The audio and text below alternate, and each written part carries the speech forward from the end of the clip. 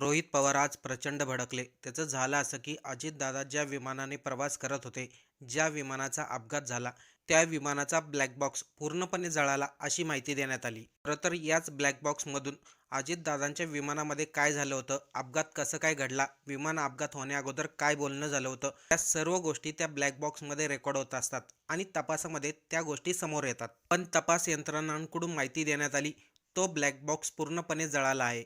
म्हणजेच अजितदादांच्या विमानामध्ये काय झालं, काय घडलं याची माहिती समोर येणार नाही. दुसरीकडे रोहित पवार हे अजितदादांचा अपघात नाही तर घातपात झाला याच्यावरती ठाम आहेत आणि त्यांच्याकडे पुरावे सुद्धा आहेत.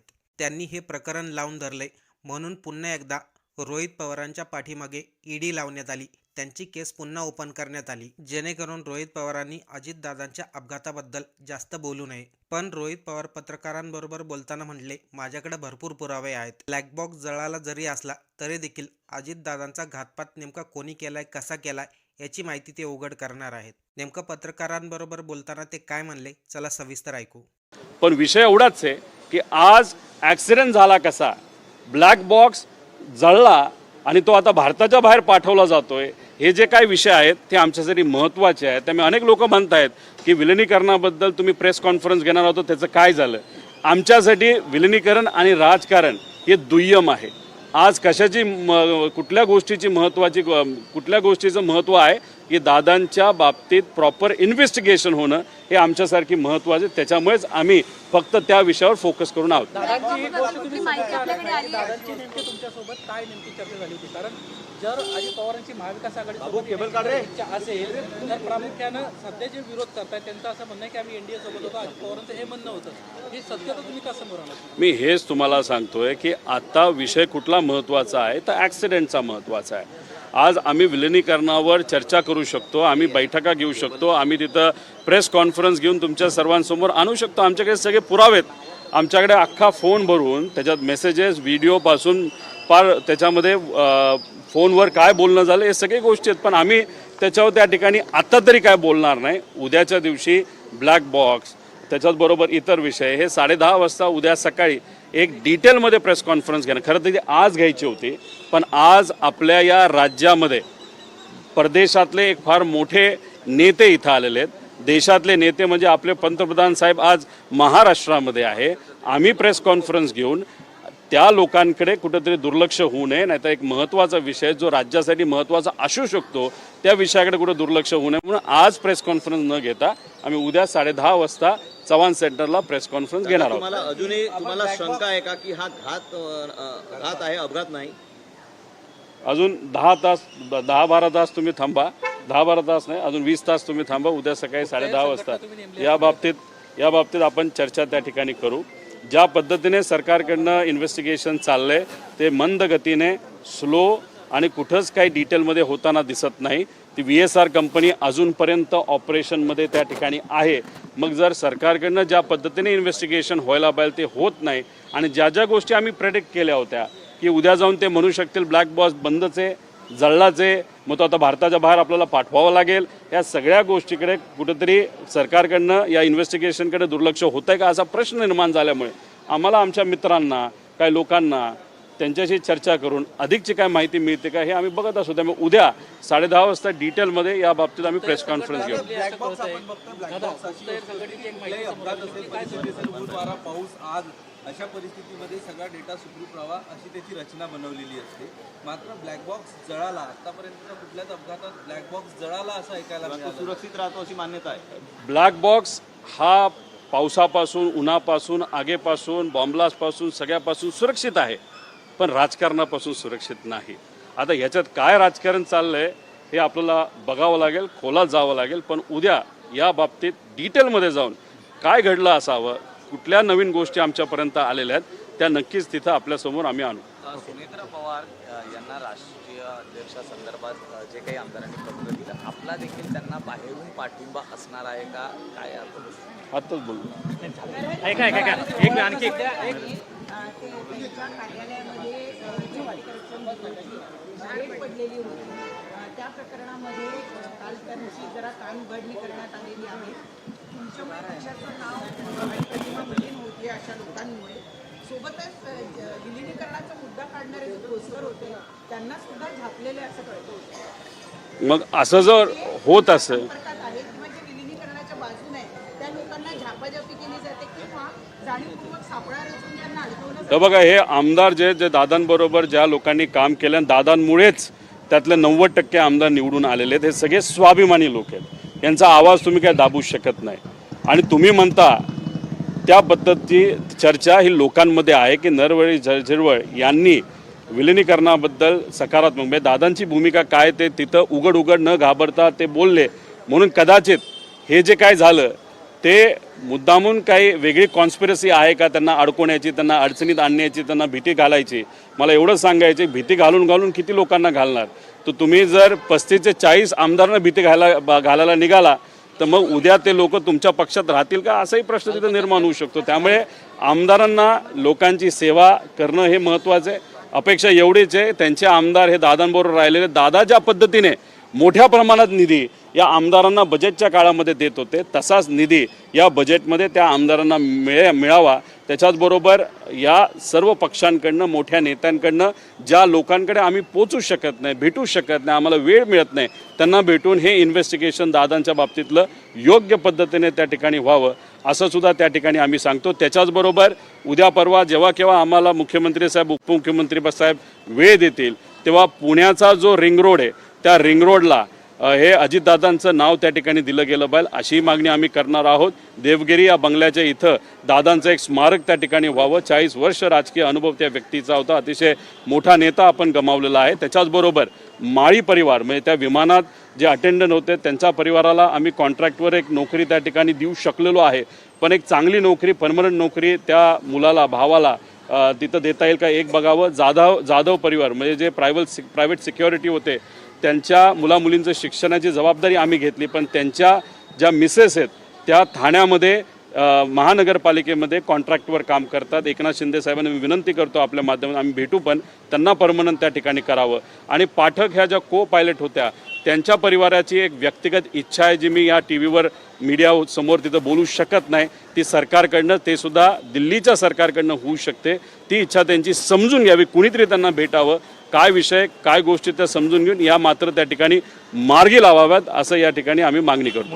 मुंडवा जमीन गैरव्यवहार प्रकरणाचा रिपोर्ट जो विकास खारगेंचा समोर आलेला आहे, यामध्ये पवार यांना क्लीन चिट दिली गेलेली आहे. काय वाटतं?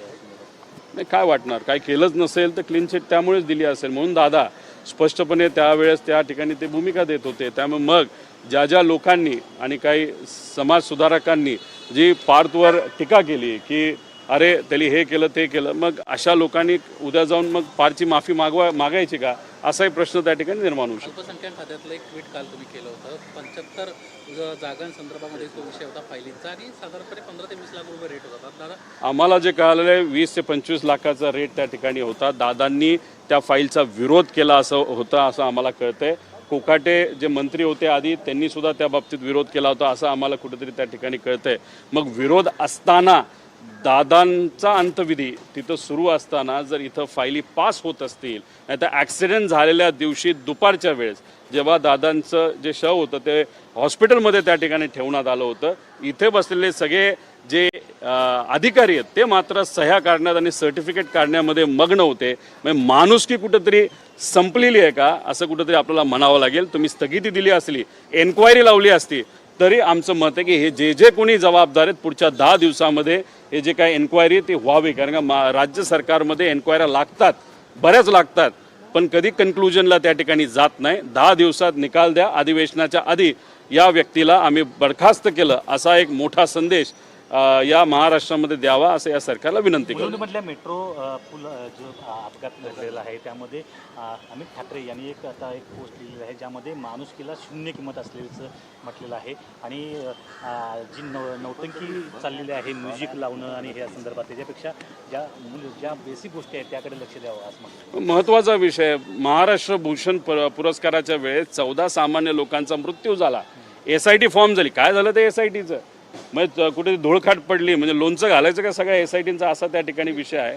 त्यामुळे सरकार काय करतं, फक्त कुठंतरी एखाद्या विषयावर पडदा घालण्यासाठी SIT फॉर्म केले, इन्व्हेस्टिगेशन आम्ही करतो. अरे पण ते पडलंच कसं, आणि त्याच्यात एका गरीब व्यक्तीचा, सामान्य व्यक्ती, मध्यमवर्गीयाचा तिथं मृत्यू त्या ठिकाणी होत असेल, आता तो माणूस तर गेला, माणूस गेल्यानंतर काय होतं परिवाराला हे आम्हाला तुम्ही त्या ठिकाणी विचारा. त्यामुळे अमित ठाकरे जे बोलतात ते खरं आहे. कुठंतरी या राज्यातून जे कुठले नेते आहेत त्यांच्या मनातून आणि अधिकाऱ्यांच्या मनातून माणुसकी संपली असं आपल्याला त्या ठिकाणी म्हणावं लागेल. आता एसआयटीचा तुम्ही उल्लेख केला, अनेक एसआयटी तर होत्या, पण तुम्ही जो प्रामुख्याने विषय नवी मुंबईतला घेतला होता त्याचं पुढं काय झालं? चौकशी समिती नेमण्यात आली होती, त्याचा अहवाल आला आहे? त्या बाबतीत कदाचित काहीच पुढं गेलेलं नाही. अधिवेशनामध्ये तो मुद्दा तिथं घेतलेला आहे.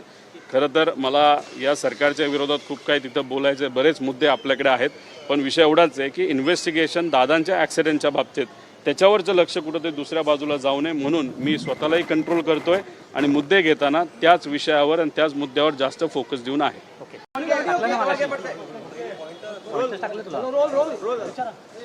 सर आज तुम्ही सेशन कोर्टात आला होता काय? माझी जी ईडीची केस आहे त्या केसच्या बाबतीत आज सेशन कोर्टमध्ये माझी हजेरी होती. त्या हजेरीसाठी या ठिकाणी मी आलो. खरं तर EOW म्हणजे महाराष्ट्र राज्याची जी इन्व्हेस्टिगेशन एजन्सी आहे, जी माझी केस आहे आणि माझ्याच केसमध्ये अजितदादांची पण केस आणि इतर नेत्यांची केस आहे. EOWली सांगितलं की या केसमध्ये म्हणजे बँकेचा जो विषय त्याच्यामध्ये कुठेच काही चुकीचं झालेलं नाही. त्यामुळे EOWली ईडीला सांगितलं की आता हा विषय संपलेला आहे आमच्यासाठी. पण आश्चर्य बघा, ईडी काय हा विषय आता सोडेना. 13 तारखेला म्हणजे या महिन्याच्या 13 तारखेला अजितदादा जाऊन कदाचित 15 दिवस झाले असावेत. या 13 तारखेला ईडीने या कोर्टामध्ये EOW म्हणजे राज्य सरकारच्या विरोधात तिथं विषय आणला आणि सांगितलं की आम्हाला या विषयामध्ये अजून खोलात जाऊन इन्व्हेस्टिगेशन करायचं आहे. आता आम्ही आमचा विषय लढतोय, आम्ही जिंकणार याचा विश्वास आम्हा सगळ्यांना तिथं आहे. कितीही संघर्ष केला, किती आम्हाला आडवं चालले तरी आम्ही तिथं लढत राहू. पण विषय एवढाच आहे, कोडं कधी कधी सुटत नाही की जे लोक आज सत्तेत आहेत त्यांचासुद्धा विषय ईडी सोडत नाही. हा एक फार मोठा प्रश्न आता लोकांना त्या ठिकाणी पडलेला आहे. आम्हाला कळालं आहे की 26 तारखेला म्हणजे 26 जानेवारीला हा विषय जेव्हा दिल्लीला गेला होता, दिल्लीकडनं कदाचित सांगण्यात आलेलं आहे की या विषयामध्ये जे जे कुठले नेते आहेत त्यांना अजिबात तुम्ही त्या ठिकाणी सोडू नका. इन्व्हेस्टिगेशन ऑफिसर बदलायचं झालं तरी बदला, पण हा विषय तुम्ही सोडू नका.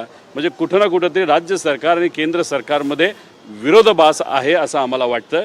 पण ठीक आहे, आमच्यासाठी थोडं सोपं आहे कारण आम्ही विरोधात असल्यानंतर आम्हाला माहिती आहे की आम्हाला संघर्षच करायचा आहे, कोर्टात लढायचं आहे. पण ज्या लोकांना असं वाटतं की ते आज सत्तेत आहेत म्हणून ते सुटले, त्यांचा मात्र फार उद्या जाऊन मोठी अडचण होऊ शकते असं मला तरी वाटतं.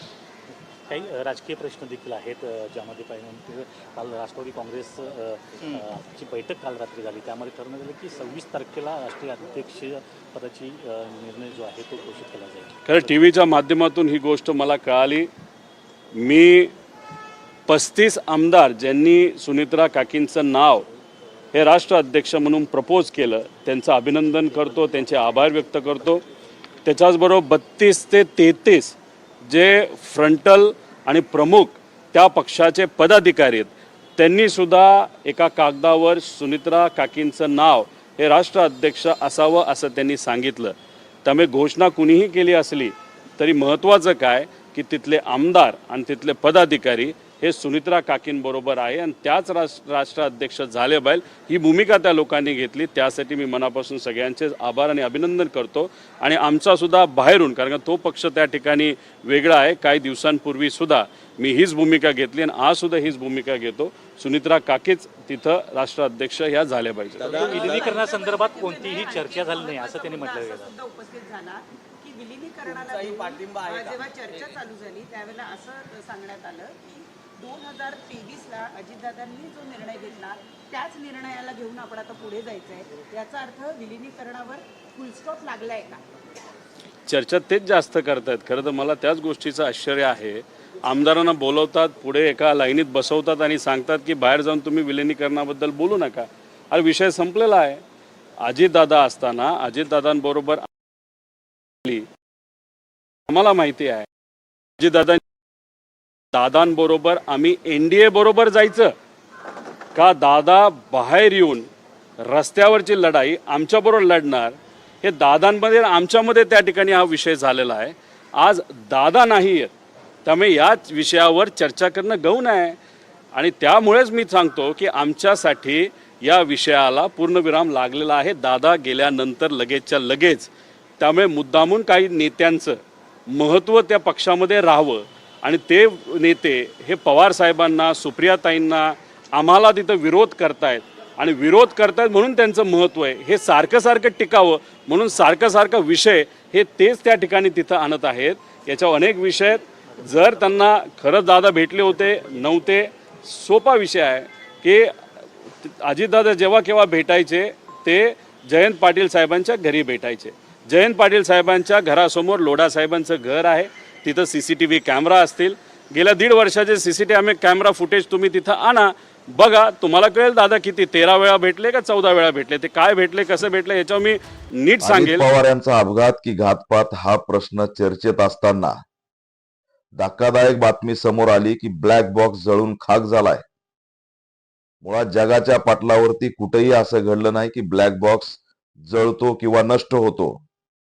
फ्रान्सचं एक विमान महासागरात पडलं होतं. 2 वर्षांनी तो ब्लॅक बॉक्स सापडला, तरी सुद्धा तो सुरक्षित होता, त्याचा डेटा सुरक्षित होता. ज्या प्रकरणात घातपात झालाय, हत्या झाली अशी शंका आहे, तोच ब्लॅक बॉक्स कसा काय जळू शकतो हा प्रश्न या ठिकाणी निर्माण झालाय. म्हणून हे मात्र या माध्यमातून सिद्ध झालंय की अजित पवार यांचा घातपात झालाय, याचा जो तपास सुरू आहे तो घातपात झाल्याचा तपास नाही तर पुरावे नष्ट करण्याचा तपास सुरू आहे. आणि त्यातलाच पहिला जो प्रकार आहे तो ब्लॅक बॉक्स जळालेला प्रकार समोर आलेला आहे. यामागे षडयंत्र आहे, माहिती लपवली जाते, देशाला हादरून टाकणारी ही घटना. जर ब्लॅक बॉक्स मधलं रेकॉर्डिंग बाहेर आलं तर हाहाकार माजू शकतो. या आधी सुद्धा काही घटना घडल्या, त्या सुद्धा पुढे येऊ शकतात. म्हणून हा ब्लॅक बॉक्सच नष्ट करण्यात आलेला आहे.